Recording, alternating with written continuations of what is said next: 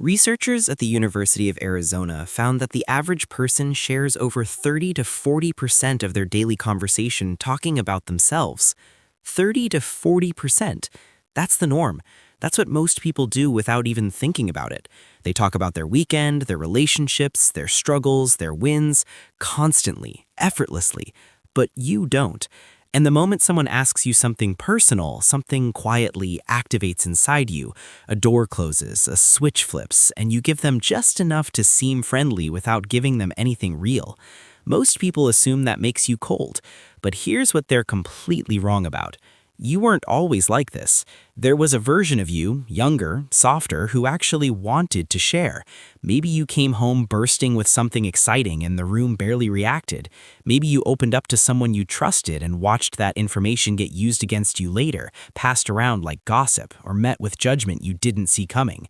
Maybe nothing dramatic happened at all. You just slowly, quietly noticed that sharing yourself came with a cost you weren't always willing to pay. So you started editing.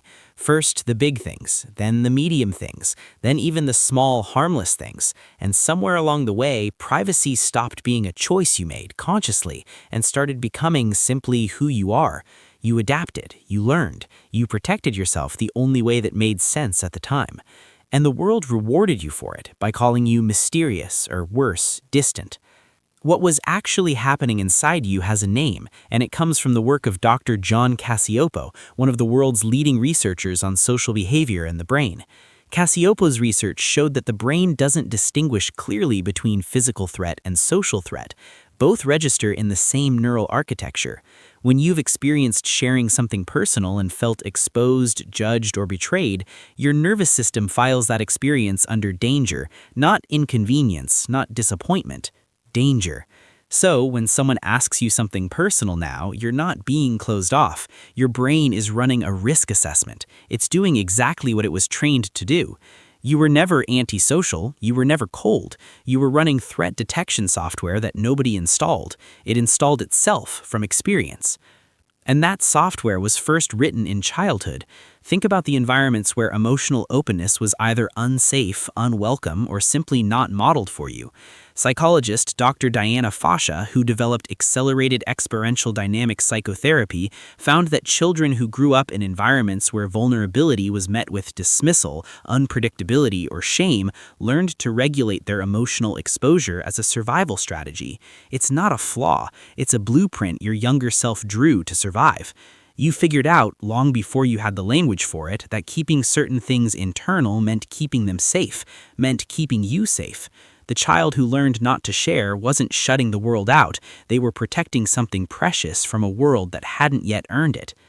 But here's where honesty has to enter the room, because this channel doesn't do half-truths. There is a shadow side to this. A 2022 study published in the Journal of Social and Personal Relationships found that individuals with consistently high levels of emotional guardedness reported significantly lower feelings of relational closeness, even in long-term relationships. The CDC has repeatedly flagged social isolation as a serious health variable linked to elevated cortisol, disrupted sleep, and immune dysfunction. Harvard's 85-year-long study of adult development, the longest study of human happiness ever conducted, found that the quality of close relationships was the single greatest predictor of well-being in later life. Not career, not achievement, relationships. And relationships require some degree of disclosure to deepen.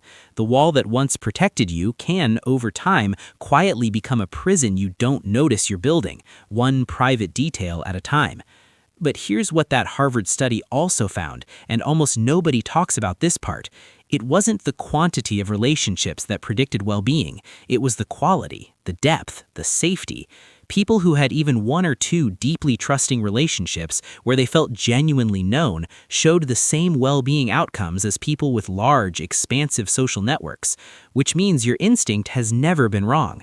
You were never supposed to scatter yourself across everyone. You were built for depth, not volume. A 2019 study out of Purdue University confirmed that selective self-disclosure, choosing carefully who you open up to rather than broadcasting openly, is associated with higher trust calibration, stronger long-term relationship satisfaction, and lower rates of social regret.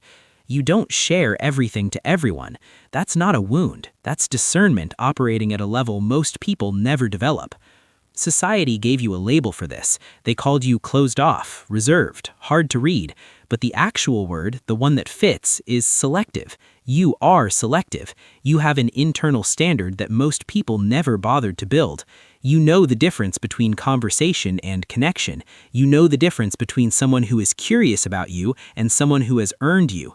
Selective is not a consolation prize. It is a sophisticated social skill dressed in quiet clothing. The people you do let in, fully, completely, receive something most people never get to experience. The real you, without performance, without filtering, without the version of yourself you constructed for public consumption. That's rare. That is not nothing. So if you're watching this and still carrying some quiet guilt about the way you are, if some part of you has believed the story that you're too closed, too guarded, too much, hear this directly. There is nothing wrong with you. Your privacy is not a personality defect. Your silence is not damage. You built an internal architecture for a reason, and it has served you. The only question worth asking now is whether the doors inside that architecture open at all, whether there are one or two people in your life for whom you are genuinely willing to be seen. Not everyone, just someone. Start there. Not with broadcasting, not with oversharing, just one honest conversation with one person you've already decided deserves it. That's the entire path forward. You don't have to perform openness, you just have to choose it, carefully, slowly, on your own terms. Tell me in the comments, do you share more online or in person, and why do you think that is? You were never broken, just careful.